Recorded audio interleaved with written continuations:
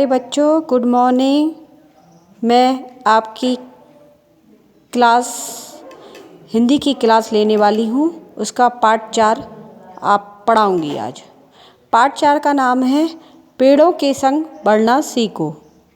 इस पाठ के रचयिता हैं सर्वेश्वर दयाल सक्सेना। इस पाठ की कुछ पंक्तियाँ मैं तुम लोगों को सुना रही हूँ, उसे ध्यानपूर्वक सुनना। बहुत दिनों से सोच रहा था थोड़ी सी धरती पाऊँ, उस धरती में बाग बगीचा जो हो सके लगाऊँ। खिले फूल फल चिड़ियाँ बोले, प्यारी खुशबू डोले। ताज़ी हवा जलाशय में अपना हर रंग भिगो ले।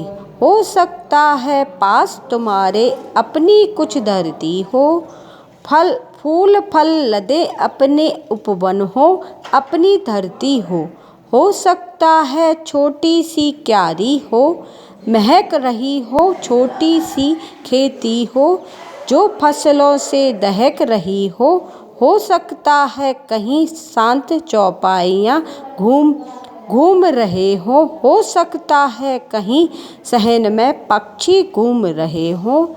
तो विनती है यही, अभी मत उस दुनिया को खोना, पेड़ों को मत कटने देना, मत चिड़ियों को रोना।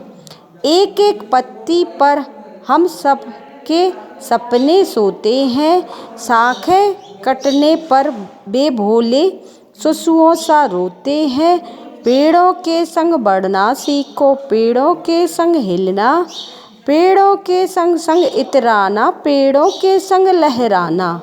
बच्चे और पेड़ दुनिया को हरा भरा रखते हैं, नहीं समझते जो वे दुष्कर्मों का फल चखते हैं। आज सभ्यता भैंसी बन पेड़ों को काट रही है, जहर फेफड़ों में भर इंसानों को बांट रही है। सबसे पहले हम इसका संदर्भ के बारे में बात करेंगे। इसका संदर्भ प्रस्तुत पाठ्यांश हमारी पाठ्य पुस्तक के पाठ पेड़ों के संग बढ़ना सीखो नामक पाठ से लिया गया है। इसके रचयिता सर्वेश्वर दयाल सक्सेना हैं। इस पद में कवि ने पर्यावरण को संरक्षण करने की प्रेरणा दी है कि किस तरह से हम अपने पर्यावरण को सुरक्षित रख सकते हैं। इसकी 4 अंक की पंक्तियों का मैं तुम्हें अर्थ बताना चाहूँगी। सबसे पहले, बहुत दिनों से सोच रहा था थोड़ी सी धरती पाऊँ, उस धरती में बाग बगीचा जो हो सके लगाऊँ। कवि कहता है कि मैं बहुत दिनों से सोच रहा था कि मुझे थोड़ी सी भूमि मिल जाए, मतलब ज़मीन मिल जाए, तो मैं उस धरती पर बाग बगीचे लगाऊं और उसे हरा भरा कर दूं और उसमें खिले फूल फल चिड़ियाँ बोले, प्यारी खुशबू डोले। ताज़ी हवा जलाशय में अपना हर अंग भिगो ले। तो उसमें क्या है? उसमें खिले फूलों की खुशबू और फलों से लदे पेड़ों पर चिड़ियों का चहचहाना, तालाब के पास से गुजरने वाली हवा से वातावरण आनंदित हो उठेगा।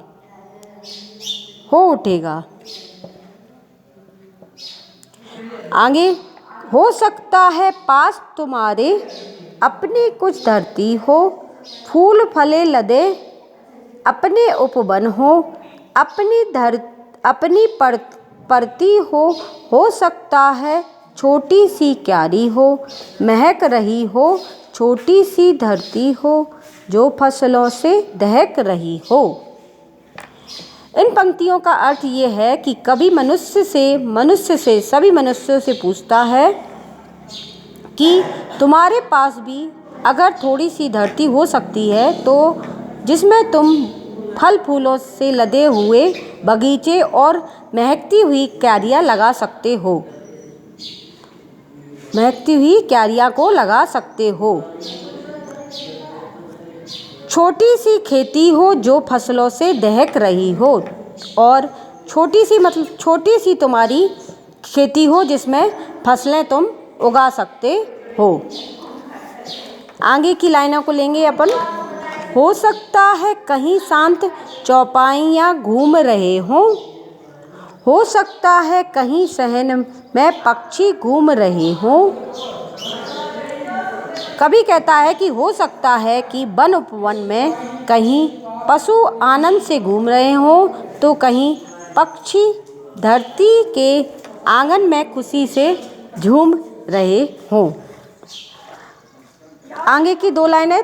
तो विनती है यही, अभी मत उस दुनिया को खोना, पेड़ों को मत कटने देना, मत चिड़ियों को रोना। कवि कह रहा है कि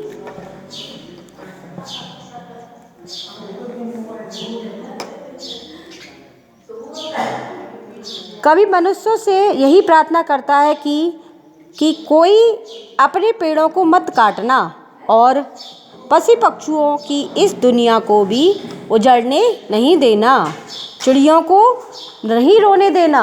ठीक है बच्चों, समझ रहे हो मैं क्या कहना चाह रही हूँ? कि दुनिया को मत उजड़ने देना और चिड़ियों को भी मत रोने देना।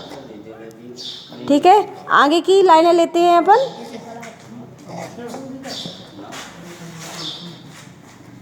एक एक पत्ती पर हम सबके सपने सोते हैं, शाखें कटने पर वे भोले पशुओं सा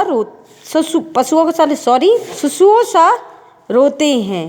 पेड़ों के संग बढ़ना सीखो, पेड़ों के संग हिलना, पेड़ों के संग संग इतराना, पेड़ों के संग हिलना। कवि कह रहा है कि पेड़ों की पत्तियों पर हमारे सपने होते हैं। पेड़ों की पत्तियां कटने से हमारे सारे सपने क्या हो जाते हैं बेटा? टूट जाते हैं।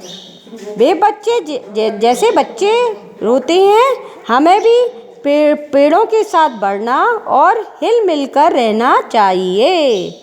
ठीक है ना बच्चों? पेड़ों के साथ हमें हिल मिल कर रहना सीखना चाहिए।